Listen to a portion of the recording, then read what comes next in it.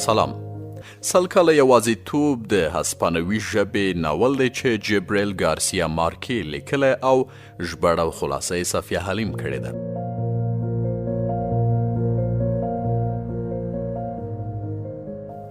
لومړی به د کیسې لنډه معرفي وکړو. د هسپانوي ژبې نامتو کیسه د سلو کالو تنهایی یا یوازيتوب جبريل ګارسيا مارکي په 1960 میلادي کال کې ولیکه. دا ناول تر اوسه د نړۍ په 10 ژبو کې ژباړل شوی دی. ګارسيا مارکي په خپله په کولمبیا کې زیږیدلی دی.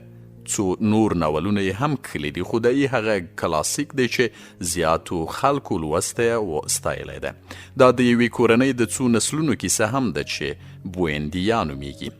د دوی مشر هوسي ارګیډیو د مکوینټو نومي ښار بنسټ ایښی و. د دې ناول ریښې د کولمبیا په تاریخ کې موندل کیږي. په دې غرني هیواد کې د اورګاډي د راتګ، د موټر، سینما او د استعمار پر ضد د خلکو غبرګون ورباندې د پوځ ډزې او ډلهیزې وژنې په کیسه کې ځای شوي دي. اوس هم راځو د سل کالو یوازيتوب کیسې ته.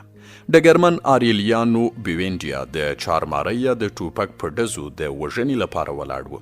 د هغه رایاد شول چې یو ماسپښین پلار له ځانه سره بیولی و چې یخی ورته وښیي. هغه وخت په مکوینټو نومي ښار کې ټول ټال شل کورونه و. دا ښار د سیند پر غاړه آباد و چې اوبه یې رڼې او په تل کې به یې سپین هوار کاڼي لکه د لرغونو ځناورو د هګیو په څیر ښکارېدل.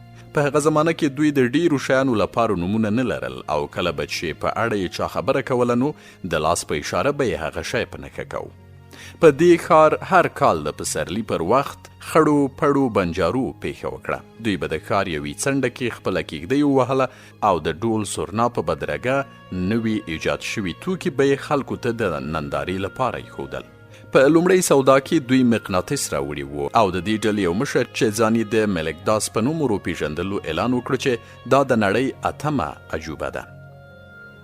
کله چې د اوسپنې لوښي او نور شیان د مقناطیس په دې 2 تورو ټوټو راښکل نو د کلي مشر هوسي فکر وکړ چې په دې به د ځمکې لاندې پټ سره زر راکش کړي.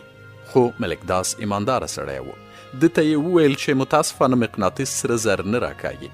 د هوسي بیا هم باور نه کېده او ملکداس ته یې 2 وزې او یو یابو په بدل کې ورکړل او د مقناطیس هغه 2 ټوټې له بنجاري نه وپیرلې.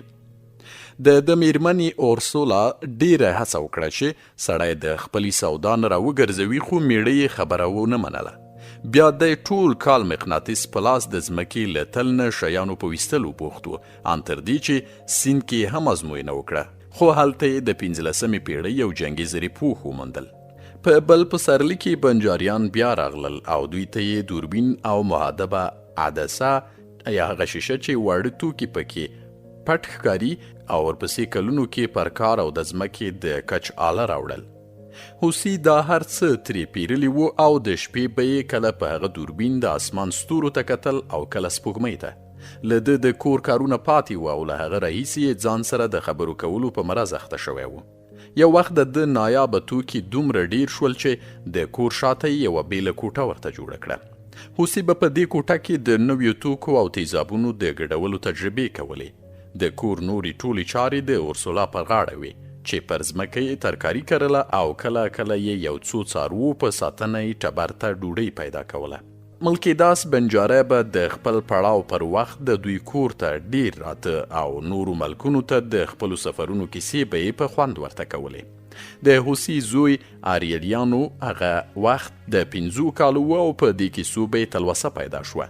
د مشر ورور ارګیډیو نیمه پیړۍ وروسته هم خپلو لمسو ته د هغه وخت کیسې کولې. د ملکداس مخ د یو زوړ سړي په شان ګونځې لرلې او غاښونه یې هم پوره نه و.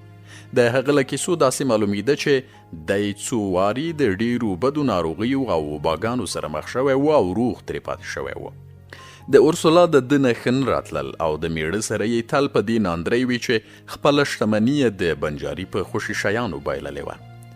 د بل پسرلي په راتګ دا د کلي په ټولو کورونو وګرځېده چې خلک د بنجارو پر ضد وهڅوي. خو هغه کال د بنجارو ډله چې په ډمامو غږولو راغلن نو د کلي خلک په هیره د دوی لوی خیمې ته ورغلل او هلته هک پک ودرېدل. د ملکداس د مخ ګونځې هوارې وې او د ده غاښونه هم پوره و چې اوس یې ټولو ته په خندا ښکارول. د کلي خلکو ته هم د بلې دنیا سړی ښکاره شو او ورسره یې هیڅ جګړه ونه کړه. وروسته ملکي داس چې د خپل ملګري هوسي سره یو ځای شو نو د مصنوعي غاښونو حال یې ورته وویل.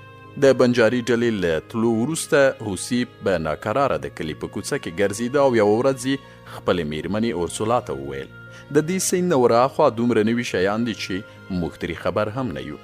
موږ څه د خرو په شان ژوند کوو. د هوسي ارګیډیو بیوینجا مېرمنه اورسولا د ده ترله یا د تره لور وه او دوی په کولمبیا کې د ریو هاچا نومي ښار نه کډه کړی وه چې ښه ژوند او نوی کور ځان له جوړ کړي. د دې سړي څو نور خپلوان هم له وه، خو هوسي ته د ځمکې د پراختیا او د دې جغرافیې په اړه هیڅ معلومات نه وو. له دې هم خبر نه و چې دا ملک څومره لوی دی. د ریو هاچا سره جوخت یو غر و او دوی چې ترې واوړېدل نو ښه مزل یې وکړ. په دې سفر کې یوه شپه دوی د سیند پر غاړه تم شول. په هغه شپه هوسي په خپل خوب کې د مکوینټو نومي ښار ولید. دا ښار د هندارو نه جوړ و چې پکې ټوله نړۍ ښکارېدله. د دې ښار په هغو 100 کورونو کې د ده د ټبر خلک اوسېدل او هوسي به تل د ځمکې له کروندې او د څاروو د ساتنې په اړه هر چاته مشوره هم ورکوله او ورسره لاس هم یو کوو. د په خپل لاس ډیر شیان جوړول او داسې لومي جالونه او کوړکۍ یې جوړې کړي چې په لږه موده کې خلکو پکې رنګارنګ مرغان ونیول. د دې مرغانو شور به دومره و چې خلکو به د لرې نه دې ښار ته تلونکې لاره موندله. هوسي په خپله هم ځوان و او په مکوینټو کې اوسېدونکي هم ټول ځوانان و. هیڅوک هلته د 10 کالو د سن نه لوړ نه و. د ښار د بنسټ ایښودو راهیسې دلته څوک نه و مړه شوي، نو ځکه هدیره پکې نه وه. په دې توګه مکوینټو یو خوشحاله ښار و.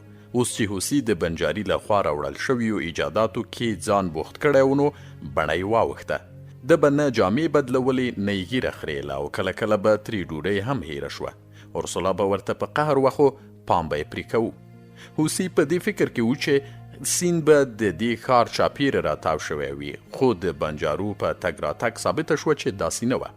د مکوینټو په ختیځ کې هم هغه غرونه و چې بلې غاړې ته یې د دوی پخوانی ټاټوبی ریو هاچا پروت و. دی د بنجارو له خولې خبر شو چې د دې ښار جنوب لوري ته پراخ دلدل و چې بل سر یې دوی هم نه و لیدلی. همدغسې په لویدیځ کې د هغې نه هم لوی دلدل و چې یو سر ته یې سیند بعید و، خو هغه سیند هم دومره پراخ و چې کشتۍ به پکې روانې وي.